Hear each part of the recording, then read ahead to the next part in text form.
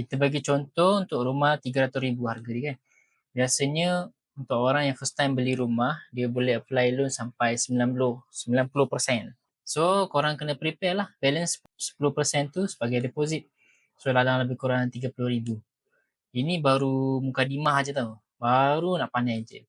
Sebab kalau korang tak ready, nanti korang terpaksa pinjam dekat mak ayah, dekat adik-beradik, dekat jiran-jiran sebelum boleh nak apply loan.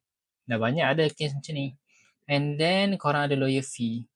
Untuk sales and purchase S&P ada satu lawyer fee. Untuk loan ada lagi satu lawyer fee. Cost dia dalam 4,000 ke 6,000 lah. Depends pada harga rumah. Tapi bukan dalam satu harga lah. Maknanya S&P satu harga, loan satu harga lain. Dua-dua lawyer ni charge asing-asing tak sama. Then ada cukai yang kena bayar bila beli rumah. Nama dia stamp duty. Untuk rumah 300,000, stamp duty boleh jadi dalam 5,000 something lah.